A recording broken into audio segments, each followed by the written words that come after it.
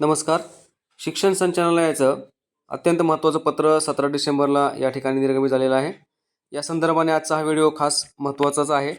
बघा, मागील काही दिवसापासून आपण संच मान्यता या पोर्टलवर काम करत होतो आणि याच्यामध्ये यावर्षी काही बदल केलेला होता. तो असा बदल की शाळांमधील जे डेटाबेस आहे, म्हणजे शाळांमध्ये जे पोस्ट मॅपिंग केलेले आहेत, त्या पोस्ट मॅपिंग करून कर्मचारी आपण इकडे फेच करत होतो आणि हे फेच करत असताना त्या संच मान्यता टॅबमध्ये काही डेटा किंवा शाळांमध्ये डेटा आणि शिक्षकांची पोस्ट याच्यामध्ये चुकीची माहिती दिसत होती.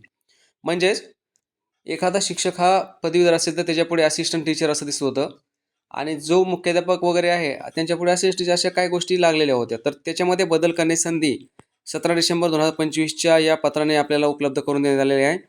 सदरील पत्रामध्ये स्पष्टपणे म्हणलेलं आहे की संच मान्यता इंटिग्रेशनमध्ये पदांच्या मॅपिंगमध्ये बदल करण्याचा असल्याबाबत या ठिकाणी त्यांनी स्पष्ट सांगितलं आहे की उपरोक्त संदर्भीय पत्रानुसार आपणाला सूचना देण्यात येते की शाळा प्रणालीमध्ये पदांच्या मॅपिंगमध्ये काही चुका दुरुस्त करायच्या असतील तर शाळा मुख्याध्यापकांनी संबंधित वेतन पथक अधीक्षकांनी नेमकी काय दुरुस्ती करायची आहे ते सादर करावे. अशा प्राप्त झालेल्या प्रकरणामध्ये वेतन पथक अधीक्षकांनी शाळा प्रणालीमध्ये जाऊन संच मान्यता इंटिग्रेशन या टॅबवर जाऊन सदर शाळांच्या विनंतीनुसार पदे मॅपिंग करण्यासाठी कार्यवाही करावी. म्हणजेच मुख्याध्यापकांनी हे लक्षात घ्यावं की जर आपल्या शाळेतील एखाद्या शिक्षकांची त्रुटी पद मॅपिंग करण्यामध्ये झालेली असेल तर ती दुरुस्ती करण्यासाठी तुम्हाला लेखी अर्ज आपल्या वेतन पथक अधीक्षकांना द्यावा लागणार आहे आणि नंतरच ती मॅपिंग म्हणजे झालेल्या चुका दुरुस्त करता येतील.